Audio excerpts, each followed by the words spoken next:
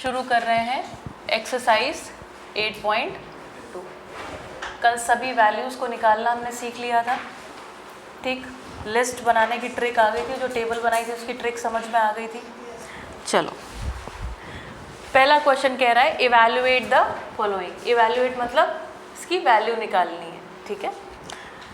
पहला क्वेश्चन क्या है, साइन 60 डिग्री। डिग्री लगाना नहीं भूलेंगे, और मैंने पहले ही बताया था ये सब है ना स्मॉल में लिखा था। Sine 60 degree, cos 30 degree plus sine 30 degree into cos 60 degree. Values रखते हैं। साइन 60 डिग्री की वैल्यू √3/2, आप देखते रहिएगा। कॉस 30 डिग्री की वैल्यू √3/2 प्लस साइन 30 डिग्री की वैल्यू 1/2, कॉस 60 डिग्री की वैल्यू 1/2, ठीक। फ्रैक्शन का मल्टीप्लिकेशन कैसे आता है, ऊपर ऊपर मल्टीप्लाई, नीचे नीचे मल्टीप्लाई। तो √3 इंटू √3 हो गया 3, 2 2s are 4 plus 1 1s are 1, 2 2s are 4। चूँकि हमारे पास डिनोमिनेटर सेम है, न्यूमरेटर सीधे जुड़ जाएंगे। दिस बिकम्स 4/4, दिस बिकम्स 1, ठीक। अगला पार्ट देखते हैं। 2 tan स्क्वायर 45 डिग्री। याद है मैंने क्या बताया था, अगर ऐसे लिखा हो tan स्क्वायर 45 डिग्री, इसका मतलब क्या लिखा है, tan 45 डिग्री का whole square plus cos square 30 degree minus sine square 60 degree. tan 45 degree की वैल्यू 1, 1 का स्क्वायर 1, 2 इंटू 1 का स्क्वायर। समझ में आया कैसे लिखा। tan 45 डिग्री की वैल्यू 1, और चूंकि इसका स्क्वायर है इसलिए 1 का स्क्वायर कर दिया। cos 30 की वैल्यू √3/2, चूंकि cos स्क्वायर 30 डिग्री लिखा है इसलिए इसका भी स्क्वायर। साइन 60 डिग्री की वैल्यू √3/2, चूंकि साइन स्क्वायर लिखा है इसका भी स्क्वायर, ठीक। 1 का स्क्वायर 1, 2 1s are 2 प्लस ये लिखा हुआ है 3/4, ये भी लिखा है 3/4, प्लस माइनस कैंसल आउट सीधा 2 आंसर, ठीक। ये वैल्यूज़ आपको धीरे धीरे याद हो जाएंगी, थोड़ा आप एक बार मन लगा के याद करेंगे तो और जल्दी हो जाएगा, ठीक है। थर्ड पार्ट को देखा जाए। थर्ड पार्ट कह रहा है cos 45 degree upon sec 30 degree plus cosec 30 degree. cos 45 degree की वैल्यू है 1/√2 अपॉन sec 30 डिग्री की वैल्यू है 2/√3, है कि नहीं है। ये हो गया 2/√3 प्लस cosec 30 डिग्री की वैल्यू है 2/1 अथवा 2, है ना, 2/1, ठीक। सारा इम्पोर्टेंस इस कैलकुलेशन का, अगर यहाँ अटक जाते हैं तो फिर अटक जाएंगे आप। पहले इसको सॉल्व कर लिया जाए। इसको सॉल्व कर रहे हैं। 2 1s are 2 प्लस 2√3, देखिए देखते जाइएगा। 1/√2 upon 2 1s are 2 plus 2√3, √3 into 1, ये हो गया √3। फिर वही फॉर्मूला a/b अपॉन c/d अगर लिखा है तो क्या होता है, ये इससे मल्टीप्लाई और ये इससे मल्टीप्लाई हो जाता है। ये लिखा है 1/√2, फिर अपॉन दिस, तो ये इससे मल्टीप्लाई हो जाएगा और ये आपस में मल्टीप्लाई हो जाएंगे। दिखा, हो जाएगा ना, ठीक। तो ये हो गया 1 इंटू √3 मतलब √3 अपॉन √2 ब्रैकेट के अंदर 2 प्लस 2√3। इसको फर्दर सॉल्व किया जा सकता है, इसको बोलते हैं रैशनलाइज करना। 9th के चैप्टर 1 में ये आपको सिखाया गया था। देखिए कैसे रैशनलाइज करते हैं। अभी हम इसको रैशनलाइज करने वाले हैं। √3, इस यहाँ पर लिखा √2, इसमें से 2 कॉमन ले सकते हैं तो ले लिया, ये हो गया 2√2, कॉमन आ गया 1 प्लस √3। समझ में आया क्या हुआ, 2 कॉमन ले लिया तो ये हो गया 2 1s are 2 और ये हो गया 2√3। समझ में आया, 1 प्लस √3, अथवा इसको लिख सकते हैं √3 प्लस 1। देखिए ये है √3 अपॉन, आप इसको चाहें तो यहाँ पर भी छोड़ सकते हैं, but that is not how you should be leaving the answer. Answer must always be rationalise. Rationalisation का मतलब, अगर आपको याद नहीं तो याद दिला देती हूँ. रैशनलाइज करने का मतलब है कि हम जो डिनोमिनेटर होता है उसमें कभी भी अंडर रूट वाला टर्म नहीं छोड़ते हैं. उस अंडर रूट वाले टर्म को किसी भी तरीके से एलिमिनेट किया जाता है. न्यूमरेटर में अंडर रूट आएगा कोई प्रॉब्लम नहीं है, डिनोमिनेटर में आए तो उसको किसी तरीके से कुछ मैनिपुलेशन करके हमें हटाना रहता है. तो हटा रहे हैं यहाँ पर, ये रहा √2 और इसको लिख सकते हैं √3 + 1. अब इसको एलिमिनेट करने का तरीका याद है? नहीं याद है. इसको √3 - 1 से ऊपर नीचे मल्टीप्लाई कर दिया जाता है. ठीक, मैं इसको यहाँ पर आगे लिख रही हूँ. ठीक है, तो ये हो गया √3 ब्रैकेट के अंदर √3 - 1 अपॉन 2√2. अब ये a + b a - b का फॉर्मूला बन गया. तो √3 का स्क्वायर मतलब 3 और -1. ठीक, ये हो गया √3 ब्रैकेट के अंदर √3 - 1 अपॉन 3 - 1 कितना हो गया? 2. 2 2 = 4. 4√2. आप चाहें तो इस √2 को भी यहाँ से हटा सकते हैं. ठीक, कैसे हटा सकते हैं? ऊपर नीचे √2 से मल्टीप्लाई करके. तो यहाँ पर हो गया √6 ब्रैकेट के अंदर √3 - 1 अपॉन 4 2 = 8. आंसर आप यहाँ तक कर सकते हैं अथवा यहाँ तक भी करके छोड़ सकते हैं. ठीक है, समझ में आ गया?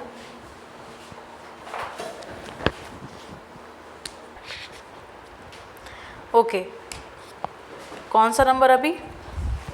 4th क्या कह रहा है? sin 30 degree. क्या वैल्यू होती है sin 30 की? 1/2 प्लस tan 45 डिग्री. क्या वैल्यू है? 1. ठीक है, माइनस cosec 60 डिग्री. cosec 60 हाँ 2/√3 है ना. उसके बाद है sec 30 डिग्री. क्या वैल्यू है? 2/√3. ठीक, plus cos 60 degree 1/2 plus cot 45 degree. क्या वैल्यू है? 1. ठीक, रख देंगे सारे वैल्यूज, सॉल्व कर लेंगे. sin 30 डिग्री की वैल्यू 1/2 प्लस 1. cosec 60 डिग्री की वैल्यू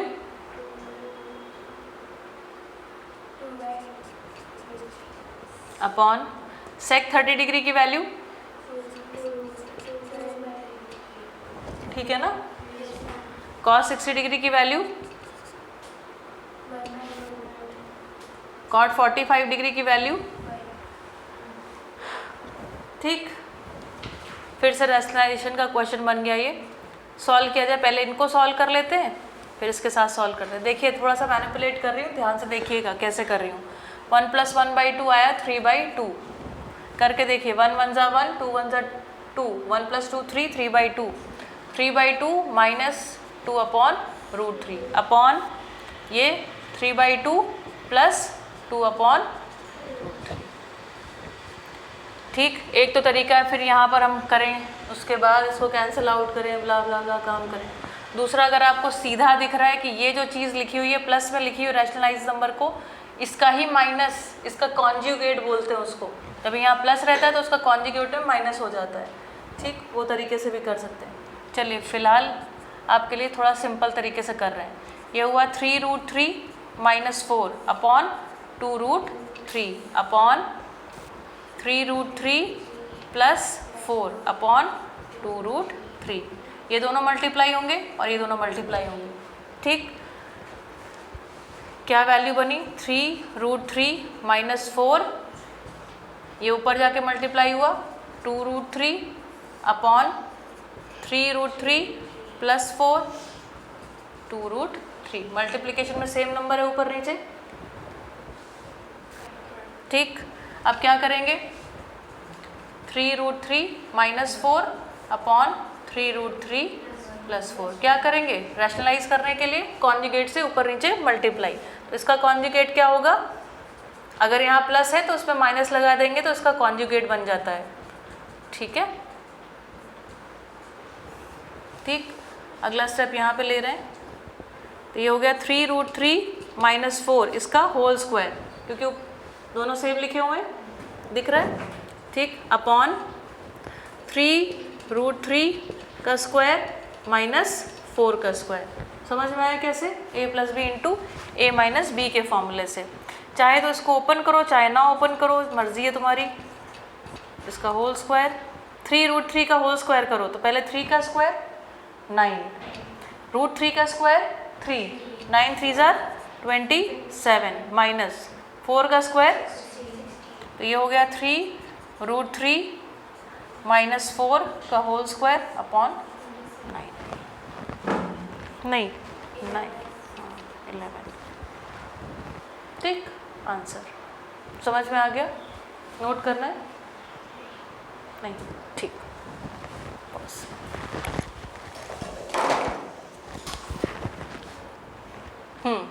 फोर्थ फिफ्थ ना, हाँ चलो, okay. 5 cos square 60 degree plus 4 sec square 30 degree minus 10 square 45 degree sine square 30 degree plus cos square 30 degree. सबकी वैल्यूज पता है? कॉस 60 की वैल्यू 1/2, तो 5 इंटू 1/2 का होल स्क्वायर प्लस 4 सेक 30 की वैल्यू 2/√3, तो 2/√3 का होल स्क्वायर। समझ में आ रहा है ना होल स्क्वायर क्यों हो रहा है?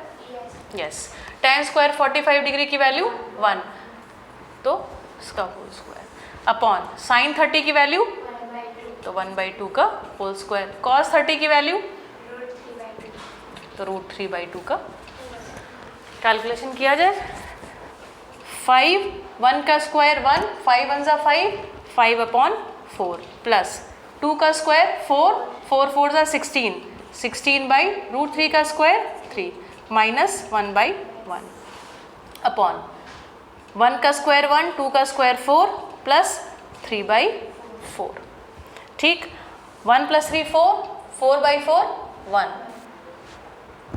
ठीक, तो ये हो गया 5/4 है ना, दिस इज इक्वल टू 1। तो अब अपॉन में 1 लिखा है, मतलब इसको हटा सकते हैं सीधा, तो ये हो गया 5/4 प्लस 16/3 माइनस 1/1। अगले स्टेप में लिख सकते हैं 4 3 जार 12। याद है आपको एलसीएम लेके कैसे करते हैं एक साथ? याद है। 4 3 जार 12, 3 इंटू 5 15, 3 4 जार 12, तो 16 4 जार 64 माइनस 1 12 जार 12, तो 1 15 माइनस 12 क्या हो गया 3, 64 प्लस 3 67 अपॉन 12 आंसर। ठीक, ओके। सेकेंड क्वेश्चन को अपने आप से अटेम्प्ट कर लीजिएगा। क्वेश्चन नंबर 3 को देख रहे हैं। If tan a plus b this is equal to √3 and tan a minus b equal to 1/√3, और कह रहे हैं जो a प्लस b इन दोनों को जोड़ने के बाद ऐसा है कि ये 0 डिग्री से तो बड़ा है लेकिन 90 डिग्री के या तो उससे छोटा है या तो उसके बराबर है, और जो a है that is greater than b, मतलब जो b वाला एंगल है वो a से छोटा है। फाइंड a एंड b करा जाए। अगर आपको वैल्यूज याद है तो आप इससे कह सकते हैं tan 60 डिग्री इक्वल टू क्या होता है √3, और tan 30 डिग्री की वैल्यू क्या होती है 1/√3। चूंकि tan a plus b is equal to √3 है, तो क्या इस इक्वेशन से हम ये कह सकते हैं, लिखेंगे on comparing we can say that, क्या लिखेंगे on comparing these equations we can say that a plus B equal to 60 degree और a minus b equal to, ठीक, क्या हो गया 2a equal to 90 degree, a equal to 45 degree.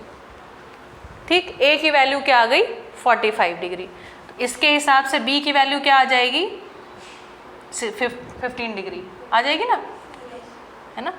a minus b equal to 30 degree है और a की वैल्यू 45 degree है, 45 degree minus 30 this is equal to b, तो b इज इक्वल टू 15। क्या सारी इक्वेशन सेटिस्फाई हो रही है? The answer is yes. a क्या है? b से बड़ा है कि नहीं है? Answer okay. इसके बाद के क्वेश्चंस आपको करने के लिए छोड़ देते हैं, ठीक है। क्वेश्चन नंबर 4 थोड़ा सा समझा देती हूँ। State whether the following are true और false, justify your answer.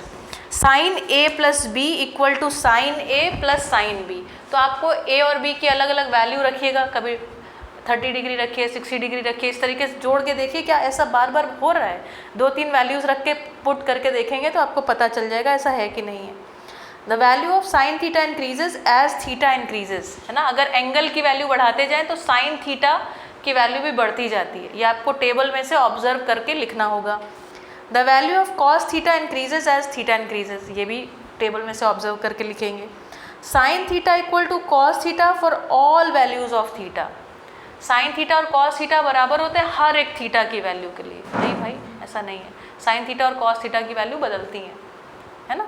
Sign theta equal to cos theta कब होते हैं? सिर्फ when theta is 45 degree. Cot a is not defined for a equal to 0 degree. तो आपको देखना पड़ेगा ऐसा है कि नहीं है। नॉट डिफाइंड मतलब इन्फिनिटी वैल्यू है। अगर ऐसा है तो ट्रू, नहीं तो फिर फॉल्स, ठीक। और इसी के साथ एक्सरसाइज 8.2 फिनिश्ड, ठीक। करिए।